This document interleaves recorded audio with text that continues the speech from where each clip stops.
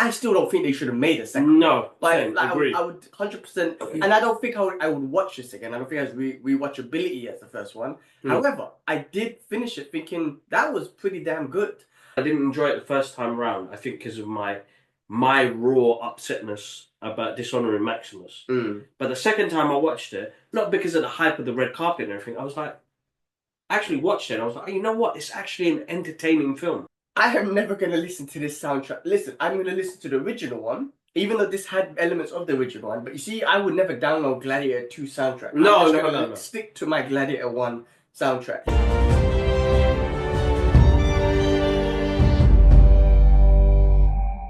What's happening, people? Welcome back to the Brothers Geek Out movie review. And today we are reviewing Gladiator 2. Came out a couple weeks back, so a bit late to it. But you know what? Better late than never. Yeah. And I think it's a movie worth reviewing just because of how epic the first one is.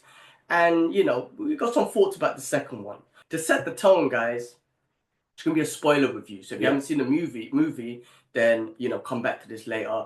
It has been released on digital on December 24th. So by the time this is released, the movie will be out. So you should have the opportunity to watch it on digital platforms. But before we get into it, I just want to get on initial thoughts first to kind of set the tone of how we felt about it, and then we'll get into real details. So, Kip, what was your 60 seconds, initial thoughts of Gladiator 2? Of the film itself, yeah? Yeah. Entertaining. Definitely entertaining. Definitely entertaining. It was grand. It was on a bigger scale. Everything just looked like 3 times as bigger than the first one. Great action scenes, some great performances, and yeah, it's just grand. I can say that. It was grand. Okay, cool. Yeah. Well, my thought I actually liked it. I actually went in with expectations like, why did you make this? Why did you make a second one? The first one was so epic. And then I watched it and I was like, actually, I'm very much engaged and I really enjoyed it, actually. Now, I will still finish off by saying, I still don't think they should have made a second one. Agree. I would 100%, and I don't think I would watch this again. I don't think it has rewatchability as the first one. However, I did finish it thinking that was pretty damn good. So that was my initial thoughts. We'll get into the grand scale of everything that you spoke about. But Kibbs, you had the opportunity to not just go you into the screening, but also a premiere red carpet event as well. So why don't you just give us an update? On that? So and after I want to talk about the little interview you had as well. Yes, definitely. So I had the privilege of watching it like 10 days before it came out properly in the cinemas. Shout outs to Paramount. Paramount's are wicked. You know what? You guys are amazing. So Paramount, and I'd give a shout out to Annie because Annie is the one that we work with, and they really hook us up. So got to see it 10 days early, and took a friend named Geek House Show, who's based in Qatar, took him to the screening as well. And yeah, it was the first time I didn't enjoy it. Oh, interesting. Okay. I literally was like, I was still upset about Maximus's legacy and how the treachery and I keep forgetting because he was talking about honor and strength in the first one. You know, he was so devastated from what happened to his family. I didn't really enjoy the second one the first time around. Now we'll get into the film. We will get into the film, but I get it. So we get to watch it 10 days early. It's hype. You know, people were very excited, and then Geek House Show invited me to the red carpet event, which had all the cast there: Pedro Pascal, Denzel Washington. We quickly got to meet Paul Mescal. Paul Mescal? Yeah, Paul Mescal, who plays Lucius, and that was briefly on the red carpet. My experience of the red carpet is a humbling experience because, again, it's not every day I kind of think, oh wow, I'm on this red carpet, and you know when then people take photographs and you get the image and you're like, oh my god, like that's insane, man. I had a moment like which everybody kind of craves for. The only thing I think I'm growing out of is standing in the crowd, bro. So they put us in this creators corner, bro. It was freezing. I think you had the same experience with something else you were saying, Joker. I think no, it was Kingsman. Oh, the Kingsman. Okay. I did Kingsman 3, and I was in the cold, in the rain, and I said, I want to do this. So I don't mind walking the red carpet. That's always a humbling experience. But I'd rather just go into the screen and sit down. I don't want to be the guy in the cold. Like everybody had overcoats. I was wearing just a basic coat. Losing. I probably felt ill because of that, and now I'm suffering. Well, maybe you just gotta be more prepared, bro. Nah, I'll be like I don't want to be. And don't get me wrong. Like standing in the crowds and the rest of it, there's a fan etiquette to it, and there's a determination to it. I just don't have that in me no more, bro. Well, we spoke about this on the podcast. I think we're just older now. Yeah. When we were younger and we started the podcast, we are trying to get in there. That's when the energy was. Now we're married and with kids. Now it's like, oh man, the podcast has smashed it now. We've got all these opportunities. But now we're married and with kids, it's harder to make those. But I mean, it's still an amazing experience. But you also Definitely. recently for the digital release. Yes, got to interview production designer Arthur Max, who he has a massive catalogue in cinema history. My guy has been working with Ridley Scott from day dot, but he's worked on some amazing movies. And he worked on the first Gladiator as well, 25 years ago. And we had an interview regarding, the process and what he went through, how digital has helped scale things in different ways, and working in a bigger format as well compared to working on Gladiator 25 years ago. So that's a great interview. I'm still waiting for that footage to come. Once that comes, you guys will see that on the channel as well.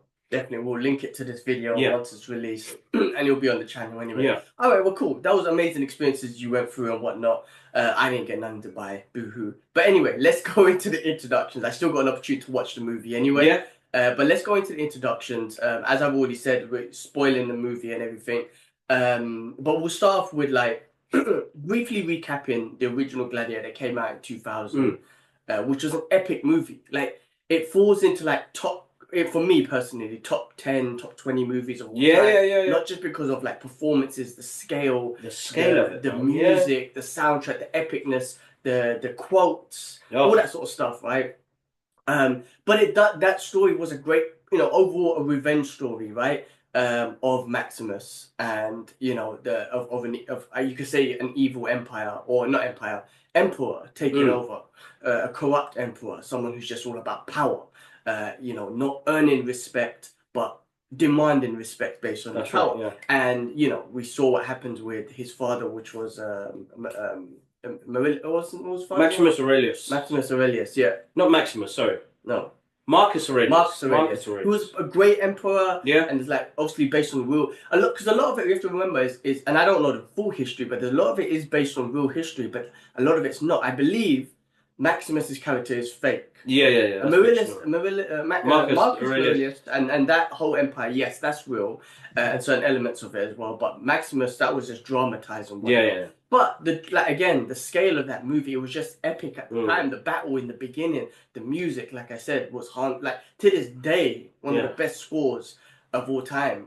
From Hans Zimmer, and that's why that movie, when you're talking about a part two, actually wait, did I finish in part one? But that was basically it, and then just kind of like you could say a revenge story, but also a revolution.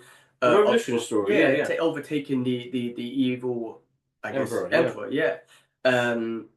But because that movie was so epic, that's why there was so much like, oh, do they need to make a number two? Why would you make a number two? All this sort of question. Now, because it has a perfect ending. Exactly. It has a perfect ending. Yeah, that's my issue was that this has a perfect ending. When you want a story to have a good ending, this had that. Yeah. This could have convoluted and went a different way, but it went to peace. He reunited with his family in the heavens. You know what I mean? That's like the perfect ending, man. Perfect happy ending. And that's what it led to throughout the whole movie, right? As the movie, the first one went through, it was that vision that he kind of knew he was going to end up at peace with his family, which was him walking in the haystack, the fields and whatnot. So I love the way that movie, it kind of told us that he's going to die. Yeah. He's going to be at peace. He's not going to have a hope, but he's going to be at peace. Yeah. And it kind of gave us that ending. And it was perfect. I mean, the movie was so great. And you had epic performances from Russell Crowe and of course Joaquin Phoenix. It's just unbelievable. So that's why it was so hard to accept a number two when it did came out. Now we started off by saying surprisingly we enjoyed it, but it set really, really high expectations That's right. Yeah. of part two, which we're gonna get into now. But that was my initial kind of thoughts when part two was announced and everything. Now you got great performers in there, like the best of the best, bro. Denzel, Pedro Pascal. Yeah. You got the main dude who's Paul Mescal. Paul Mescal. But Yeah. look, first things first, it was directed by Ridley Scott, which is great. At least he took control of it. Yeah, right? yeah, yeah. Which I still think, which is the reason why I think the movie was good. You know, I think his influence had a great part of it. Unless you know, if you gave it to someone else, they're trying to copy the first one or trying to make it different from the first one, it kind of like messes things up. So I'm glad Ridley Scott was a part of it. The writers was David Scarpa, Peter Craig, David Franzoni. Yeah. Franzoni. The stars, as we said, Paul Mescal plays Lucius, and we'll get into his characters after and stuff like that. He's done a couple things like FOE, which came out in 2003, or All of Us Strangers, 2023, Carmen, 2022. I have to be honest with you, I am not very familiar with him and his he's got a catalogue of films that he's done, but this is his like first mainstream. I mean, he doesn't. We'll talk about performance, but yeah. smashes it. Yeah. I think so. Denzel Washington, we all know who he is, man. The guy's a legend at this point. He plays Marcinius. Marcinius, did I say Marcinius Wallace? No, I'm joking. Marcinius. Did I say that right? Marcinius. Yeah, I think Marcinius. Yeah, I think so. Anyway. Anyway, Pedro Pascal, again, another. Yeah. I'd say a future legend. I know he's been in the game for ages. Yeah. I feel like he's coming to that legendary status, and he played General Arcelius. Yeah. Then you had Connie Nelson, who played Lucilia. She came back. Yeah. Joseph Quinn, who was Emperor Geta, and then Fred. How you say that, bro? I don't even know, bro. Hench. Anyway, he had the monkey on his back. Yeah, Emperor Carcalos. Yeah. So I'm gonna speak about this later. I spoke to a friend who reads up on the history and whatnot, and he gave me some backstory. But basically, those two characters were supposed to be opposite. So the younger brother really was supposed to be the older brother. And the older brother was supposed to be the younger brother in regards to the characteristics. So they changed that in regards to the history. That's according to a friend of mine. I didn't go and research on it. Yeah. And also, I mean, I might as well go into it now. We'll talk more details later, but Denzel Washington's character is supposed to win in real life. He does become the emperor at the end. So it's very interesting how they dramatized it and gave us a different kind of ending to the first one. But in history, apparently, according to my friend, who people might be like, well, who's your friend, man? Fucking quote some history of it. Listen, a friend of mine, right? He said that Denzel's character is really supposed to win. But we'll get into that. Great cast and everything, right? So the overall story theme and storytelling, and again, we said this was a spoiler alert, right? So this is 16 years after the first one in regards to timeline, not timeline. Timeline there. And I believe that was correct, right? Yeah. In regards to history. So now this is the story of Lucius, who we find out is Maximus' son. It's a direct connection to the first movie, and as you called him, cheating bastard. Now all love to Maximus. This is an amazing character. Yeah. But I do get what you were saying earlier, and you put in your little review. In the first movie, you know, the whole premise of the revenge, one of the main missions of the revenge was because he killed his kids and his wife, right? And throughout that whole movie, like we just spoke about, he was visualizing meeting him again in paradise. The whole movie. So, you know, to find out that he was a cheating bastard, right, was kind of a little bit heartbreaking, but maybe... I was thinking about this. Maybe he had that relationship before he met his wife and kid, because I think Lucius might have been a bit older than his kid. You know maybe. What? Yes, I can agree with that. And what they were saying is that it's Roman times, bro. Yeah, you have a game. Yeah, exactly. People having a game, bro. Yeah, exactly. So, like, I took it personally because I felt that his motivation in the first one was all about strength and honor, and all about honor and love. You know. The way he snotted all over his woman's feet and the rest of it, you know, you don't see that's love, man. Yeah. So my guy took an oath and he wanted to go back to his family. You know what I mean? So I took that really deeply offensive to find out my guy's been cheating bastard games, got another kid, and find out it's Lucius, and it's like what? Like I respected him in that sense, but then I got to realize it's Roman times, man. People having a game. You know, everybody was teasing each other. So it's true. I had to let that part go. I suppose that was, I don't know. I just had this respect for him. Yeah. So, but I can understand. You're right. It could be a previous relationship. Something happened. They had a things. Lucius is there now. But it's clever the way they've done it in this film. Mm. You know, because it was like, I think the trailer ruined it. Should have been a surprise. It should have been I a get surprise. some kind of surprise. The trailer kind of ruined it. Mm. His son. And I was Yeah. like, oh, Lucius? That's why everybody was asking questions. But I mean, overall, as I said, I don't think we needed this movie, but it entertained.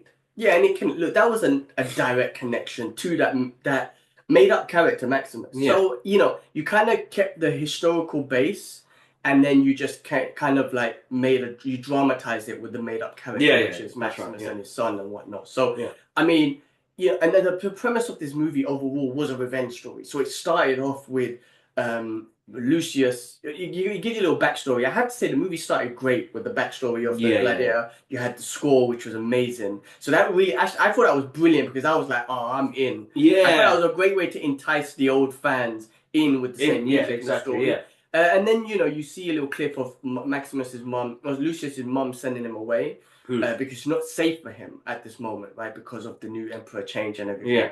So it starts off with a war that the Roman Empire is trying to conquer another land or whatnot. Yeah, that's right. And basically Lucius is there to defend it. His wife or his missus get killed, and it becomes like a revenge story again. So it does become. It's like the same premise as the first one, exactly, almost, right? From that perspective. Now, the new corrupt emperors, right? Again, that was another similar premise: corrupt or overpowered emperors, or whatnot. So that was kind of similar, right? They were just no good. They were just evil bastards. I mean, I think one good thing from their performances we'll talk about in a bit is they played it so well that immediately I was like, I don't like them. I feel like when you set that premise, you're like immediately you're a bastard. You need to die. And we'll talk about Pascal in a second, but his character immediately I was like, even though you're doing an invasion and it feels like the revenge story is against you, from the beginning I was like, I think you're gonna be cool. You guys are gonna be cool. So they set the premises of the characteristics of the characters, but I had questions, and I was asking my historical friend, so-called background friend out there, how did these two guys become emperors? Like, what happened in 16 years? And I feel like you said 16 years later. I feel like you should give us a bit more backstory, because for me, it was like someone who doesn't know the history at all. It's like, well, Maximus done all of that. The first movie was all about that. You got rid of that Joaquin Phoenix's character, what's his name again? That emperor there. And then what happened in 16 years for two, excuse my language, but dickheads to get back in there? So what happened, man? Did you guys fail or something? Anyway, it looked like it was a failure, but my friend was telling me basically that their father was the emperor, and then when he died, they took over. Oh, right. Okay. So that's what it was. It was one of those things. They just kind of took over. And again, the younger brother was supposed to play the character of the older brother, the characteristics or whatnot. Okay. Interesting. So that was according to my friend. I haven't done the research in the history. I'm going to be honest with you. I'm not going to, but that was what I heard. I found that to be quite interesting. Pedro Pascal's character kind of plays the general, Curious or whatever his name is. Yeah. Which is similar character to Maximus. Maximus, general, basically, So he was planning to and again, he had the same sort of mission as Maximus, planning to take over the emperors because he knew. That's right. What they were just no good for Rome, and whatnot. And then Connie Nelson, she came back as Lucilla. Denzel Washington's character as Marcinius. He wanted revenge on Marcus Aurelius, so there was a story there and whatnot. That's right. Who was initially played by Richard Harris. Yes. And again, my friend told me that in the real life history, Marcinius, Denzel Washington's characters, so Marcinius, if I'm saying that right, he actually wins, and he does become emperor. Yeah, so that's interesting. So exactly, he was like the first black emperor. I don't think was he black. I don't know. I didn't ask my friend that question. Was he black, or did they just change it, like diversity and shit? Not diversity. I'm joking. Denzel is just awesome. Just put him. I don't know if he was if he was black. I think they just put him in there as Denzel, but I think he was white. I believe so. Again, should do the research history, but I should ask my friend. I should ask my friend actually. Was he supposed to be a black man? Yeah. Because I know at that time they did. They were there because Mm. they were slaves. They were Yeah. people of war that have Yes. come over to Yeah. Rome. Yeah. So I wouldn't be surprised. And he says it in the film as well. I was here right from the beginning of all of this madness. It could be. Yeah. But yeah, I should have asked my friend. We should have done some research on that. But interestingly, anyway, regardless, the character was supposed to win. But this is a movie like they dramatized it, and they wanted like the first movie finished with hope. This movie, they wanted to finish it with hope at the end of the day. Yeah, no, they It's did. supposed to be about the success of Rome at the end of the day. Yeah. Right. Um, let's move on to that was like the premise of the movie. The movie, we kind of gave a little background of the movie and everything like that. Moving on to character and performances. Look, Paul Mescal, like I said, I wasn't very familiar with him, who played Lucius and whatnot. I did have a thought. Why not bring back the original guy, the original kid as Lucius from the first one? His name is Spencer Treat Clark. Spencer Treat Clark, and he's still acting. He's right. He was in Glass. He was in the Weird Al Yankovic story. He was in Agents of S.H.I.E.L.D. So he's actually still acting. So I was like, why don't you just bring him back? Because if you're doing the same universe, he doesn't look like Maximus. He doesn't have that stature. Yeah, but they could have bulked him up. How does this guy look? Let me see. Yeah, like they could have bulked him up and whatnot. But still, like it was the same kid. You know what I mean? Like he's still acting, so you could have bring him back. But hold on. Let's see if he has Maximus. He's still. Nah, man. He I know, but he was in the first one. End of the day, man. Yeah, I know he's in the first one, but look at that face, bro. I know. I'll put a picture up on here or whatnot for people to see. Yeah, nah, he just doesn't have that look, bro. They could have make-upped him up, man. Look at him, man. But he was Lucius. He's Maximus' son in thing anyway, man. So, in the first one, and he didn't look like him. But anyway, look. Nah, he just doesn't have that. Bro, you look at Mescal's face, you look at his face. Like he doesn't have that rawness. Yeah, I think it's like the he doesn't have picture of his face. The picture of his face, like look at that smile. He's got like a glass jaw as well. He's very pretty looking. He's pretty, they needed somebody like. Yeah, I get it, but what I'm saying is like they could have. I mean, see, that's what I'm saying. You could have scruffed him up a little bit. He could have. I reckon he could have worked, bro. I reckon it could have worked. You guys think that would work? I don't know if so. you guys can see that, but I'll try and put a picture on the thing. Yeah, when I do the editing and stuff. I've seen him in his films. He's actually a really good actor. So they could have, but I just feel like Paul Mescal's. You heard what Ridley Scott said when they picked him, is that he looks like one of those head statues. Okay. The Roman head statue guys, like Marcus Aurelius. He looks like a young Marcus Aurelius. Okay. That's why.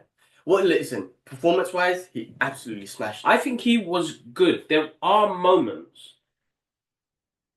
I could see him trying to channel his inner Russell Crowe. Strength and honor. When he was like saying that, I was like, it's forcing Russell Crowe there. Forcing Russell Crowe. But I think his determination, and his sheer will. I think in that he was like John Wick, sort of sheer will that I'm gonna get to this. Yeah, I'm gonna make this happen. Yeah. So he, when he was training, remember that point. And then everybody left, and he was like, it was him by himself. Yeah, the boy in the boy. Yeah. There is one guy that really shined in there, which was the Asian-looking dude, the doctor. Yeah. Forgot his name, but I liked his wisdom that he brought to Lucius when it came to why are you doing this? Yeah. Why are you going through this? Why are you putting yourself through this?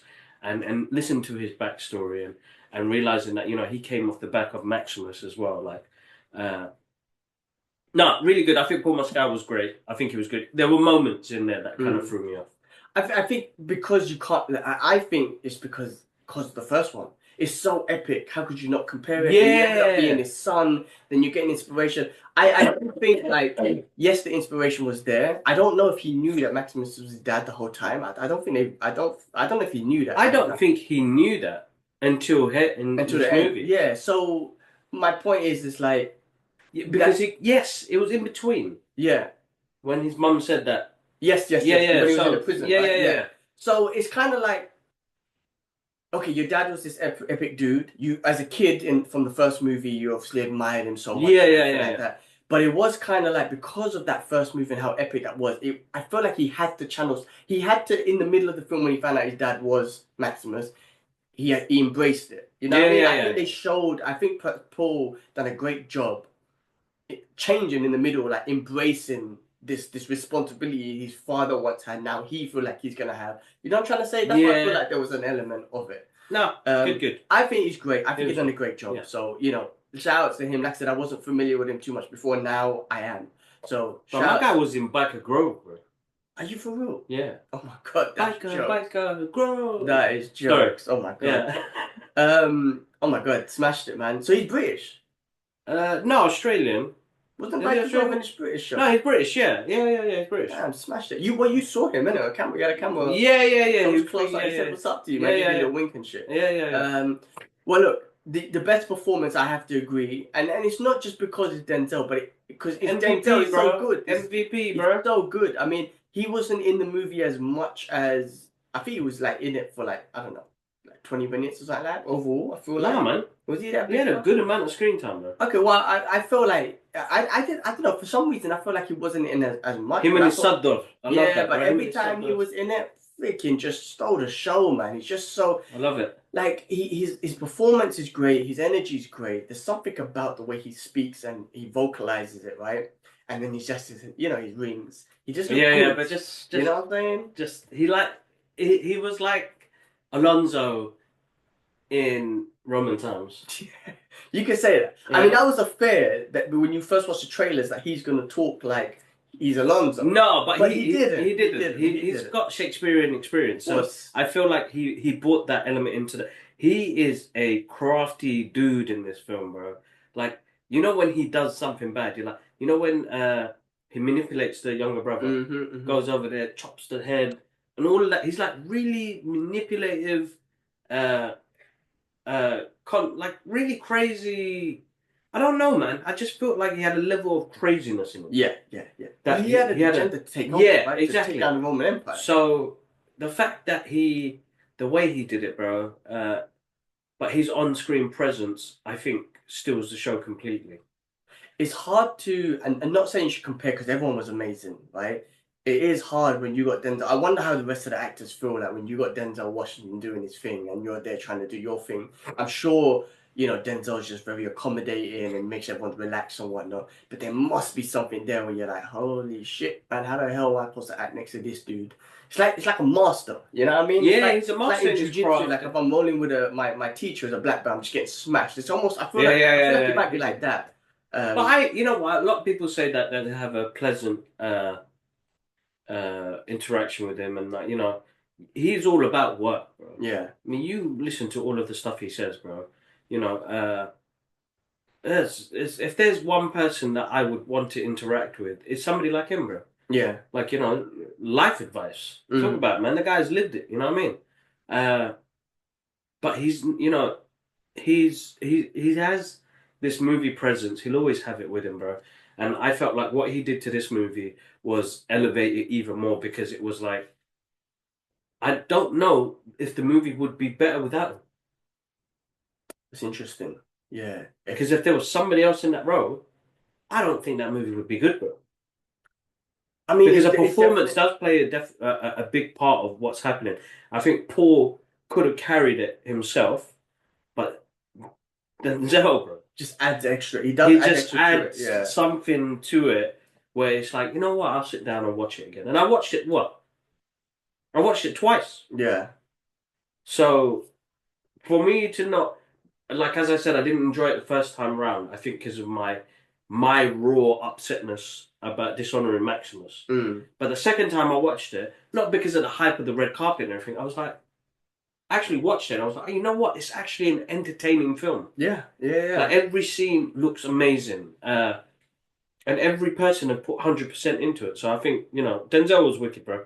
I mean, what more can I say? Praise this dude, bro. Yeah, absolutely smashed it. And well, look, Pedro Pascal, obviously another amazing actor. Yes. As well. He's done amazing performances in many things, but in this, again, his performance as General... I think... Achilles. How do you say that? Achilles. You know what? Anyway, General, man. I'm just going to call him General. General. Bro, he had this vulnerability in him. Yes. Like, but this is what I loved about him, that because he is this general, but there was a vulnerability because I think he knew what I want to say what he was doing is wrong. It's just who he was serving. He just wasn't. So he showed that, man. He showed that, which is brilliant. He really showed that. Yeah. All right, Connie Nelson. She returned Yes. as Lucilia. Lucilia. She listen like. I don't know what her performance was the same, which is great. She looked great. Like, Yeah, after bro. 20 years, was it 25 years, bro. 25 years. She looked great. She aged very well. Yeah. It was good to see her back, and it was great for her character to be in there because it's almost like she's witnessed it before with Maximus. Yes. Now she's witnessing almost the same thing with her son. Yeah. But she's almost reacting immediately because she's like with her brother. It was almost like a slow reaction from her. She didn't know whatnot. Whereas this one, she could look at these emperors and be like we got to do something. Which is why we immediately you see her plotting with Pedro Pascal's characters, the general. But I think she added a great addition. It was great to have her in there. You know, same character. This is what I meant about. I know we just discussed what do you call it? Spencer Treat coming back as Lucius, but she came back as Lucilius. She was fine. The emperors now. Gita and Kakaros. Now, sorry, that sounds bad. I'm so sorry. Yeah, no disrespect. You need to read properly, bro. Yeah. Disrespect. I'm just gonna go Joseph and Fred. Old school Roman names, bro. Yeah. Kakarot. That sounds Bengali, bro. But that sounds like Kakarot, man, like Dragon Ball Z, bro. Kakarot. Kalkarash. But we're probably saying it wrong because we can't read for shit. Yeah, no. Karakala. Anyway, man, let's move on. All right, yeah, sorry. Like I said, my friend was telling me, like, based on history, the two brothers' characters were reversed. However, based on this movie, I think they done a great job with these two. That I didn't need to know too much. I did want to know how they got in power, but you know, okay, whatever. I didn't need to know too much about I didn't need to know too much backstory on them to want to hate them for them to die. Immediately I was like, yeah, I can't wait till these guys die. They just had features, they had acts, they put characteristics on, and the way they were obviously some of their actions throughout the movie and whatnot. You were just like, yeah, I can't wait till they die. But as soon as their first appearance showed on screen, you're like, yeah, they're gonna die. I think that was brilliant.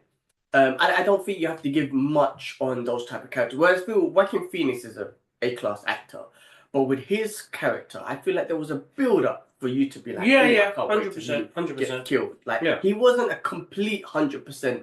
He was a dick. Don't know he killed his father. All of this happened, but his acting wasn't. His performance. It allowed time for it to brew before you were like, exactly. Whereas with these guys, as soon as they you were don't have much time. Yeah, get them out. I want them dead, which I thought was cool. But they done a great job. It was fine with them guys.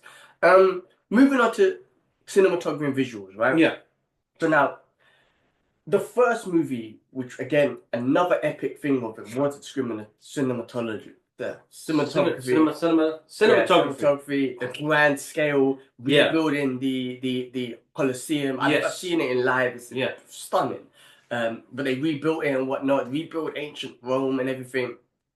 I think this one. Listen, it was grand. It was great. Visuals helped. Right, 25 years later. I do still think some of the visuals kind of put me off. The monkeys in the beginning. I don't know what kind of creatures they were. They were kind of put me off. The sharks, I think that was over the top.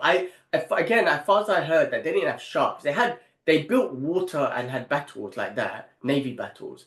But my friend was telling me they didn't have sharks or anything like that. Yeah, because I don't know. It's like, where are they keeping those sharks, bro? Yeah, exactly. How you dragging off sharks and whatnot in that time? Yeah, that's a mission, bro. Big swimming pools, yeah. But they looked a bit off. And the rhino is cool, it's epic, riding a fucking rhino and shit. But it just, I think like the tigers. I think in the first movie the tigers were real, right? I feel it had real tigers. It had a bit of CGI in there, but I think that's where he just wanted things bigger, bro. He's like Gladiator 2. I want it to be on steroids, the action. So why not? I don't have to be. He's a visual guy. Yeah, it doesn't have to be. And I think that's what he wanted to. He didn't want to be accurate. He just wanted to. He genuinely wanted to entertain. Now, whatever those mutant monkeys were, they look scary, bro. Listen, they were. Unless they're a breed of monkey that I'm not familiar with, they look like they were like aliens. And I'm so that's why I was a bit like. And the sharks, yes, the sharks are a bit. Yeah, that was a So bit. that's why I was a little bit put off with the monkeys. Okay, the sharks. Okay, you said grand. He wanted to make it grand, cool. Put sharks in there. No, I would have said why not crocodiles and shit. So they had ship battles. Yeah. So they did fill up the Colosseum with water, and they had That's maybe crazy. battles. Yeah, it's crazy. But this is what I'm trying to say. Back then, what they did these gladiators was just crazy. But listen, CGI aside, alien monkeys, unless they're a real monkey, I don't know. Shark, put that all aside. I do think the action was awesome. Yeah, the That action was was great. grand. That The was action I was remember great. the first scene of the original Gladiator, and the first scene when they had the battle. And I remember there was this shot that they took, this widescreen shot, and you just see bare arrows coming over people. That was grand. That was amazing and whatnot. But I feel like in this one, they definitely topped the action. Of course, they did. They've learned so much. There's so much more visuals. There's so much more creativity to choreographing and stuff based on so many other movies that's come out and whatnot. So I thought that was fantastic. I thought the action was brilliant. The choreographing was amazing. It looked like everyone trained. Yeah. You know, like everyone was skillful and trained in that those elements of fighting and stuff like that. I do think, and we didn't bring him up. Sorry, I should have brought him up in the characters. Well, you know the black brother, the African brother, who was in the first one. What happened? They should have mentioned him. Sorry, I'm going backwards now. They should have mentioned him. Like, what happened to him? Because he was a big part of that movie. He was. He was like the Indian guy you said that was. Yeah, exactly. For Yeah. Maximus. Yeah. But I do think. Sorry, I went back. Maximus, I feel like because he was a general, he immediately took on a role of protecting the gladiators. The brothers in arms, and yeah, it's brothers in arms. And I feel like in this movie, it eventually came. And towards the end, yeah, it eventually came. But I feel like there was something about the first one that would, I don't know, there was a bit more suspense with the action. It felt a little more like. So impactful. It's changed now, isn't it? You think about 25 years of watching action films now, how much it's evolved. And as I said the other day, I was watching Matrix. Now, I think I'm on Matrix 2 now, end of Matrix 2. I'm watching it bit by bit, but you see the level of action in these films compared to the level of action right now. Bro, Keanu Reeves had to learn martial arts to get into that role, right? You could still see he's quite, he's not fluid. By the end of like number 3, you could see, all right, this guy's actually taken on martial arts really well. But you see him in John Wick now, the guy, you wouldn't want to fight him. Yeah, he's fantastic. You know what I mean? So you can imagine how much training had gone through. I actually know somebody from TikTok that was on the stunt team on this movie.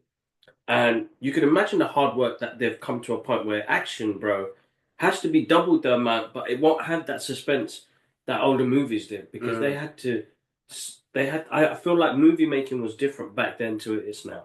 Yeah, of course. And there's as you said, suspense. There is a suspense because even when I watched Matrix, the first one, the suspense of him fighting that agent, it's like, oh my god, like you made me feel into this fight. Yeah, I don't think action movies has that same sort of surprise now because we've been exposed to much more. Yeah, I mean, what the suspense I'm talking about is when Maximus was fighting in the original one and the tigers were behind him.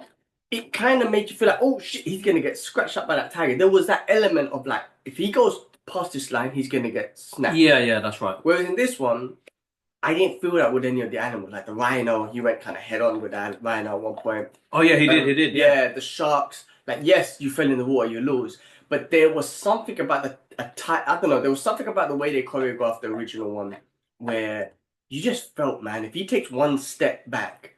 Or when he did fall back and you had to roll forward, you're like, oh shit, he nearly got caught. Yeah. They don't have that suspense in action, I think. Yeah, that wasn't there. But overall, it was grand. It was amazing. Definitely. It was great action and entertaining. Moving on to something which is important, I think, for this very movie. important for us because soundtrack and score. Because the first movie had an amazing soundtrack. To this day, it's on our phones. To this day, Hans Zimmer plays it in his concerts. It's an epic track. Now, it's the original. That soundtrack people do get it confused with Pirates of the Caribbean. Yeah, it's an element, but it's both Hans Zimmer. Yeah. But this, I think, it's important to talk about the soundtrack and score. Now, the soundtrack and score for Gladiator 2 was composed by Harry Gregson-Williams. Yes. So he's known for his work with films like The Martian. Gregson-Williams. Sorry. Gregson, sorry. Yeah. So what did I say? Garrison. Sorry, Gregson. Yeah. Remember, I'm dyslexic. It's alright, bro. It's okay. The Martian, Kingdom of Kingdom of Heaven. Heaven, yeah. His score is a sequel blend of the essential original, which Yeah. obviously they got Hans Zimmer. Most probably got Hans Zimmer's. They had to get his permission, yeah. approvals. The original movie composed by Hans Zimmer, with a fresh perspective of the new character and the storylines. Key highlights include like orchestra, Yes. the what do you say that? Choral elements, choral elements. Yeah. Alongside with unique instruments like the ancient canary. Yeah. Canary. Yeah. And ethical flutes. Ethnic flutes. Yeah. And stuff like that. So invoking a world of ancient Rome. Lisa Garrard, who contributes in the iconic soundtrack. Yeah. I think that's her voice when she does They lent her voice, yeah. Yeah. That was her. So they kind of got her voice vocals back to this project, creating a bridge between the two films. Now, additionally, Gregson-Williams incorporates nods to Zimmer's original film's themes, springling. What did I say? Springling. Oh shit! I don't even know why you. Anyway, I don't know why I write these notes and I can't read my own freaking writing. Sorry, guys. Especially during the key moments, such as Lucius' journeys reflecting on Maximus's legacy, which is when you got the Hans Zimmer because you're talking about Maximus and whatnot, and then the inclusion of the original like motifs and help connect the two films emotionally. Now, excuse my reading, guys, but I am never going to listen to this soundtrack. Listen, I'm going to listen to the original one, even though this had elements of the original one. But you see, I would never download Gladiator 2 soundtrack. No. Stick to my Gladiator 1 soundtrack. Yeah. So all the new elements, I appreciate it, but nothing stuck to me where I was like, I need to download Gladiator 2 soundtrack. That's the hardest part. And there is one track, Strength and Honor, but then it's really Hans Zimmer. That's the nods to Hans Zimmer. So any of the tracks that are on there is the nods to Hans Zimmer. And I think Henry had a very difficult task there, bro. A very difficult task. Because they probably did ask Hans Zimmer to come back. And he was like, pay me. And they were like, should have paid him. No. What? But they should have paid him. I mean, I don't know if that's the real story, but... I don't know the real story. Unless he couldn't do the project. So they gave him royalties instead. I need to find that out because I feel like people... Why would you bring him back? Like they probably tried, but it probably conflicted with him working on Dune. Or his concerts or something like that. Yeah, that's what I'm saying. So it probably conflicted. But yeah, it's hard. I felt for Henry because the same thing when I came out was like the soundtrack wasn't as epic as it could have been. Even some of the battle scenes. Yeah. Forget about the main score, which we all love and whatnot. Some of the dramatic battle scenes, traps and whatnot. Now listen, I'm not saying it was bad. I'm just saying I wouldn't download Gladiator 2 soundtrack, but I'm going to continue to listen to my Gladiator 1 soundtrack. Yeah. Right? So I'm just saying, like, the soundtrack's an important part of this movie, I think, in my opinion, because of the first one and how epic it was. But yeah, like, that was that. Like, moving on to, like, historical and kind of, like, accuracies and inaccuracies of the movie. And, like, I really spoke about a lot of them already, based on what my mysterious friend has told me and whatnot. I need to know who this mysterious friend is. Yeah, bro. It's my friend from work and whatnot. Oh, right. But he's told me some of these things, you know, like, whether you should go do your own research. But we're doing a review. I know we're expected to do the research, but I'm not into the Roman Empire enough or enough to say I'm gonna go research everything, right? All they did is fuck shit up even more. That's it. Everyone, that's empires for you. But anyway, some of the historical accuracies, like the setting, the story continues in the Roman Empire, reflecting on political and social structures of the time, particularly the importance of gladiators and Roman cultures. Mm-hmm. Right? You could say the UFC, for example. I would say, people say that the MMA fighters are the gladiators. Modern day gladiators, right? Okay. The Sekai Takai, right, which we've heard in Cobra Kai, parallels, which is the tournament of fighting, basically. The gladiator games. Oh, yeah. The gladiator games remain central to Roman public life, with depictions of arenas, fights, and hierarchies among gladiators, reflection on documentation, Roman tradition. Alright. So that's another accuracy. Lucius's ascension. The political struggles with the empire echo the real life tensions between Senate power and emperor authority. Yeah. Costumes and weapons, Roman armor, gladiator gear, and the use of props like tridents and nets aligned with archaeological findings from the period. So that's pretty cool because you can, based on archaeological finds, you can definitely of course. put things together. Now, I spoke about some of the hot historical inaccuracies, and we've been laughing about it, and people must think we're clowns because we didn't do our own history. But based on my mysterious friend, like I said, Denzel's character is supposed to win at the end and become the emperor. The two brothers' characters are supposed to, they've switched. Maximus was all made up from the original one. I think Lucius is made up as well. Yeah. But hey, like, it's a drama. You're gonna make it's not. It's got to work, bro. I mean, you think about like Game of Thrones and all of these, mythological movies and TV shows that are coming out now. They've got to have some sort of drama to it. So of course, adding a level of fiction to it has to be in there. You know what I mean? It's for us to enjoy. It's entertainment at the end of the day. Yeah, I mean, listen, from a perspective, right?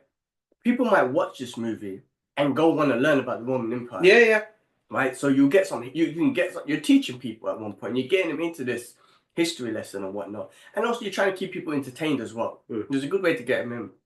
Well, moving on to Easter eggs and references to the original movie. So first of all, Maximus's legacy frequently referenced in this movie. Yep. Maximus's sacrifice and his legendary status among both the people and the characters, particularly through Lucius. There was famous quotes that they said that in this movie. A couple of Maximus's iconic lines like "Strength and honor," "What we do now echoes in eternity," and "You are you not entertained?" Echoed during the pivotal moments. Yep. The wheat fields, a recurring visual motif symbolizing both the afterlife and the emotional core tied to Maximus. There was a scene, I believe there was a scene in the movie for that. Gladiator arena. Some of the set designs mirror the Colosseum and the arenas of the original movie, of course. And then, of course, the music, Hans Zimmer's themes from the original are woven into the score of the emotional resonance. So, of course, that was all Easter eggs and stuff like that compared to the first movie. Critiques and areas of improvement. So, what do you think? What would you? I know we both said that they didn't need a part 2, right?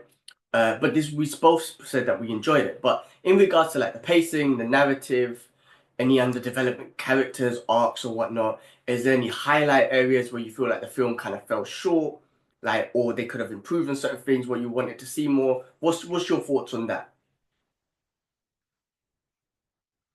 I think if they developed the emperors a little bit more, I think they would have made me hate them even more. But I think it's hard because again, you got to look at how many people are in this movie, bro. It's hard to critique it because I feel like it's a movie we didn't need. Excuse me. Even if I didn't see this, I don't think I'd be upset. That's true. Yeah. But I felt like there was far too many characters and far too many things going on, bro. You know, they want to. There's a coup against the emperors. They get caught, and then you got the emperors trying to have their own thing. Then you got Denzel doing his own thing, and then you've got the core story of Lucius trying to go through his journey. It's like focus on one thing, which is what the first one did. Exactly. Gladiators. Yeah, because the gladiators in the first movie were so focused on. You knew Russell Crowe. Yeah. And the other guys. I know I just said you knew them, but what I'm saying is I cared for them. That's why I asked, where's the... what's his name, bro? The actor. He's got a really difficult name, man. I just touched on myself. Basic, man. I said other guys, because I haven't seen the movie in ages, so I'm not going to memorize everything. But what I'm saying is, what I do remember from the first one is they emphasized so much on the gladiators and the focus was so much more on them, is that you cared for them more than anyone else in the movie. Not just Maximus, but everyone else. You did, especially his friend. And you did, right? You did. Yeah. Which is why I asked, why wasn't he mentioned? Was he free? I would love to have known, was he free? Did he make it? Whatnot. But yes, I agree. I agree with that in regards to there's so many characters and so many amazing hard to keep up, performers in this movie. You have to give them great enough of screen time because they're so amazing. Yeah. but then who do you want us to care for the most? Is it the Gladiator himself? Yeah. Or is it Denzel characters? I had sympathy towards Pedro Pascal. I think it's hard to see him because he was so good as well. I did want to see the Emperors die, but it was just like, who should I care for the most? And the truth of the matter is, I'm not gonna lie. In my personal opinion, I kind of wanted Pedro Pascal to be alive through the movie and be a part of the whole thing. When he died, I was like, oh man, because I saw it in him. Like, I'm sorry that I killed your wife. I was doing my job. And I'm working for these fucking emperors, man. Like, you know what I mean? Like, you know what I mean? I saw it, and I was just like, man, I want you. For me, this is such bad storytelling. I wish those two teamed up, man, and they fucked shit up. Now, that's how I would have loved to have seen it, but that's obviously not great storytelling. Maybe not. I don't know, but that would have just made me feel good. But that's what I would have said. I didn't care too much about Lucius. I have to be honest with you. Same. I wasn't at the end like, Lucius won. I feel I didn't. like I did for Maximus. No, not because he didn't die or nothing, but I just don't think. I felt more for Pascal's character, the general, in my opinion, personal opinion, emotionally. So I would say that's my critique. Like, and yes, we'll still finish off. I agree with what you said. If I never watch this, I don't think I'll ever miss out. I don't want to feel like I'm gonna miss out. Now, you should watch it. If you haven't seen the movie, you should definitely watch it. Exactly, yeah. It's worth a watch. But I wouldn't have felt like, oh, I need to watch it.